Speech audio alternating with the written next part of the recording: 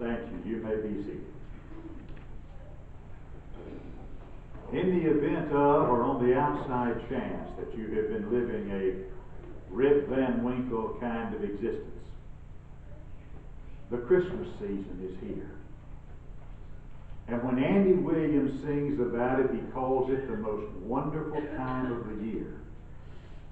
And I must confess that I have to agree with him.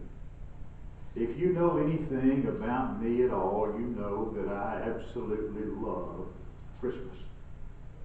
That I'm worse than any 6-year-old you ever saw when it comes Christmas time. Every morning I turn on my music and I have to start my day listening to Bing Crosby sing White Christmas. And you can laugh, because my whole family laughs at me, but I just can't get enough of listening to Doris Day's Christmas albums. But for some people, rather than this being the most wonderful time of the year, often it becomes the most stressful time of the year. And there are a lot of things that cause stress in the Christmas season. Things like shopping for gifts, having enough money to pay for them, and then getting them wrapped after you've bought them. Or you go in to look at the Christmas tree and you realize there are more pine needles on the floor than there are on the tree. Or forgetting someone that you should have bought a gift for. Missing loved ones that have passed away. Or the Christmas day comes and you realize that along with the turkey and the ham, the credit card's smoked too.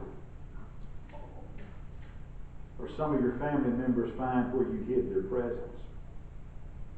But I suppose two of the most stressful things that can occur at the Christmas season are you pull an all-nighter because of those dreaded words, some assembly required. And then you realize on Christmas Day you should have heeded the 3 most overlooked words at Christmas. Battery is not included. But whether we like it or not, whether we're prepared for it or not, the Christmas season has started.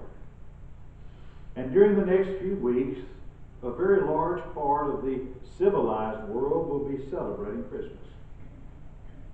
To some folks, it's a time to celebrate the birth of Christ. To some folks, it's just a happy, generous holiday. A time for family reunions, a time for giving gifts. And for them, it won't be a celebration of the birth of Jesus. And that's okay. Because the Bible doesn't actually tell us when Christ was born, and the Bible doesn't actually tell us to celebrate His birth.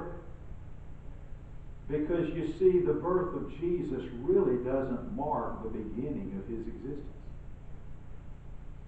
Jesus was with God from the very beginning. His birth only marks His advent into the world. And what Jesus really told us to celebrate was His death, which we did just a few moments ago. Before He went to the cross, He told His disciples, He told His apostles, He said, "Do this in remembrance of me." He said, "As often as you eat this bread and drink this cup, you'll show forth my death until I come again." But this being the Christmas season, this being the time that the world at large celebrates His birth, one day in the long ago, a day that's actually unmarked, a bright star shone over the city of Bethlehem. And that bright star shone over the city of Bethlehem the day that Christ was born. I don't think it's amiss to take advantage of all the advertising of the season of the year, to take advantage of the fact that the world at large focuses on the birth of Jesus Christ and calls attention to the fact that the Word became flesh and dwelt among us.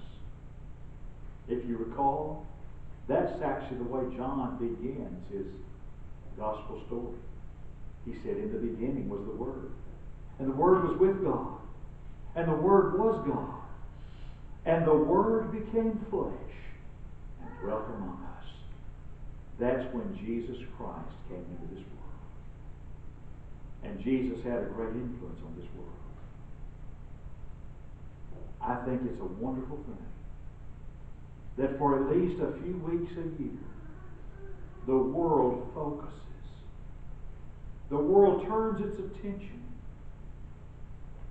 to Jesus Christ. Because on that day, as that star was shining brightly over the city of Bethlehem, there were wise men who came from the east. And those wise men who came from the east came to bring their gifts to this newborn baby. They brought their gifts of gold and frankincense and myrrh. They came there to inquire about him who was born, the King of the Jews. And you know what they said? They said, we have seen his star. And folks, after 2,000 years plus, that star is still shining as brightly today as it did that night when Jesus was born. And the wise men and the wise women of our world today are ready to acknowledge that they have seen it. And if the wise men and the wise women of our world are ready to acknowledge they've seen Jesus' star, what does that say about those who won't acknowledge it? The very converse. That rather than being wise, they're foolish and unwise. Throughout the ages, there have been a lot of great men who have stood on the stage of action in this world. Men and women who've accomplished great things. Men and women who have been granted prestigious awards. But sooner or later, no matter how great they are, no matter how powerful they are, no matter how prestigious their awards, the summons comes for death. Because the Hebrew writer tells us it's appointed the man once to die. And when that appointment comes, it's an appointment they have to keep. And after that, their glory gradually fades and finally dies after them. And these great men and great women, with all of their prestigious awards, their names are engraved upon the pages of history. But generally speaking, their influence is interred with their bones. But that's not the way it was with Jesus. He came into this world over 2,000 years ago. And you know what? The world has never been able to forget that he lived. He was born in Bethlehem and was spirited away into Egypt, and he was reared in a despised little town called Nazareth. And yet Jesus indelibly impressed himself upon this world. He impressed himself so much that hundreds of years after his death, his popularity is still without equal. And yet, even with all that popularity, I'm afraid that much of the honor that Jesus gets today on the lips of men, much of the acclaim that Jesus gets today from the lips of men is hypocritical. Because our world has become a highly commercialized world. Our world has become a world where people easily talk about Jesus Christ. But while it's so easy to say, well, I'm going to give God the glory, and I'm going to praise Jesus, it seems so hard then to live His kind of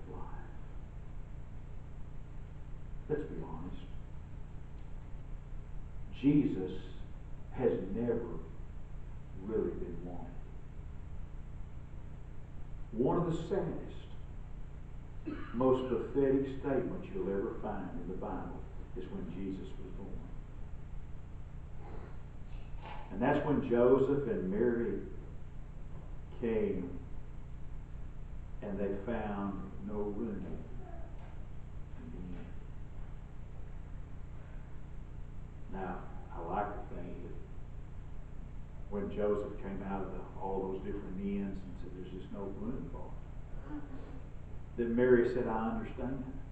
You know, if that happened today, she'd be saying, well, Joseph, why didn't you get on your phone and make us a reservation? Well, Joseph couldn't get on his phone and make a reservation. So they got to Bethlehem and they got there and there's no room in the inn. And so since there was no room, they were quartered in a stable. And it wasn't a nice little barn like we picture sometimes. The stables where the livestock were kept were generally caves cut out in the hillside. And that's where Jesus was born. And they were quartered in the stable. And Jesus was born there amongst the livestock and laid in a manger where the stock were fed. He wasn't wanted then. And Jesus has never really been wanted by the world at large. It was not just Bethlehem that had no room for him. Soon after he was born, he was carried out of the country because of the hostility to him, especially that of Herod, because Herod the Great saw Jesus as a threat to his throne and he wanted to have him murdered. So there was no room for Jesus in Judea. And then when he went to Nazareth, there was really no room for him in his hometown of Nazareth. His former neighbors, they wanted to make him a king. And he didn't want to be made a king. And so what they would have done if they could have, they actually wanted to throw him off of a cliff in their anger because he wouldn't be their king. There were the scribes and the Pharisees. They constantly followed him. They had no place for Jesus in their hearts. They were always trying to find some flaw in his doctrine. They were trying to find some fault in his life. Something they could point to that made him less than the Son of God. Something they could accuse him of. There was not even any place for him in the hearts of his own countrymen. When it got right down to it, false witnesses from among his own people swore lies about him. And they cried, let his blood be on us and our children. They said, crucify him. And when they said, crucify him, there was no one there, no one to plead for him. A lonely friend came and begged for his body. When Jesus came, there was no room in the world for him. And you know what? Conditions largely have changed. Though the name of Jesus is on practically every tongue, there's really precious little room for Jesus. Human nature and people have really not changed that much in 2,000 years. Did you ever stop to think about the countless homes in Judea and Samaria? Think about how many homes there were in Judea and Samaria in that first century, and how few of those homes Jesus ever actually went into. We read of an occasion where he was there in the home of Peter. Peter's mother-in-law was sick with a fever and Jesus healed her. There was a guest chamber prepared for the Last Supper. He entered that home. There was a Pharisee named Simon that had a dinner in his honor trying to trap him. Jesus was there. There was the little home in Bethany of Mary and Martha and Lazarus. I like to think Jesus was a guest in that home quite often. I like to think that the home of Mary and Martha and Lazarus there in Bethany, that was one of those homes where Jesus knew where the spare key was hidden. And he would go there for rest and relaxation. Those weren't the only homes in the land probably that he entered. But as far as the record goes in the New Testament, those were the homes that had room for Jesus. Today, in our land, a land of millions of homes. In how many of those homes is there actually no room for Jesus Christ? In how many of those homes there is room for entertainment? There's room for business. There's room for pleasure. There's room for the family niceties. There's room for guests, personal guests in that home. But in that home, there's no real place for Jesus Christ. I wonder, with all of the hoopla about Jesus, has our world somehow missed the heart and the soul of Christianity? With all of our celebrations,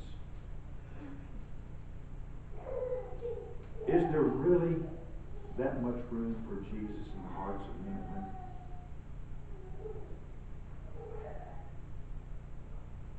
Is there any room for Jesus in the minds and homes of men and women in our world today?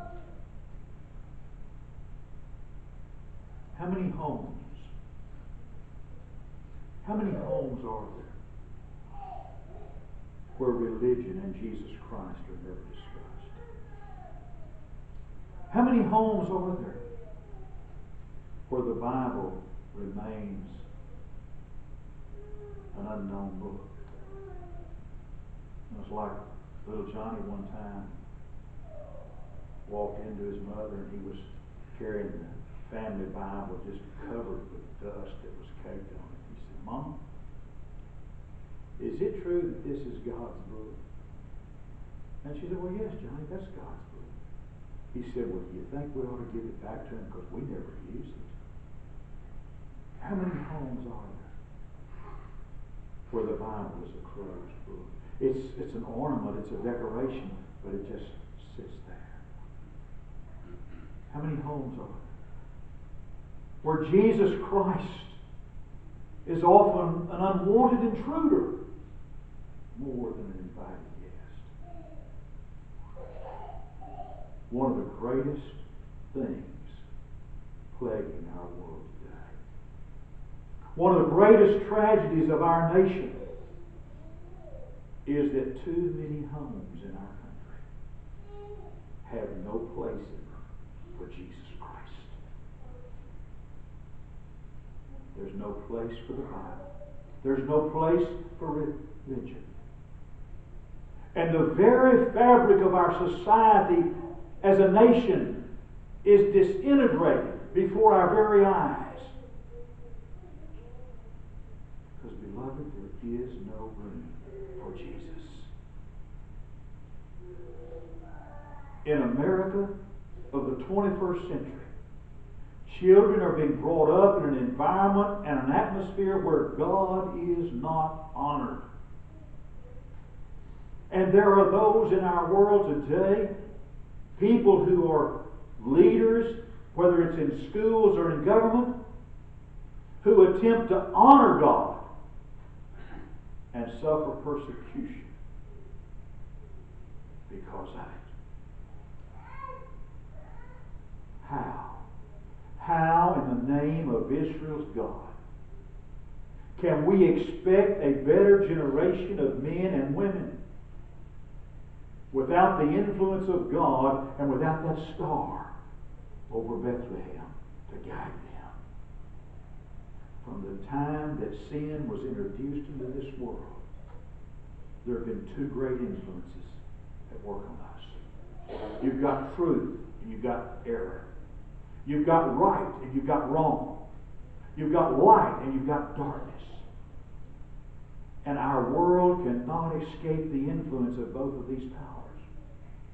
And if the influence of darkness is greater than the influence of light, then the world is destined to come apart at the seams and perish in disgrace. Those wise men said, "Where is he that is born King of the Jews? We've seen his star and we've come to worship him."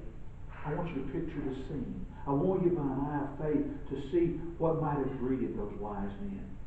They see that star and they're traveling toward that star. I want you to see the numbing darkness of that desert, the blackness of the night, and the radiance of that one single star in the east. And the brightness of that star lured them from their land to seek the newborn King. The world that Jesus Christ came into, it was a world of spiritual darkness. A darkness as black as the greatest physical darkness that ever settled on the earth.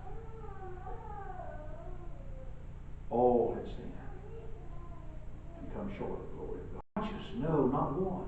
Every sheep had gone astray. The hope of eternal glory did not exist in a single heart.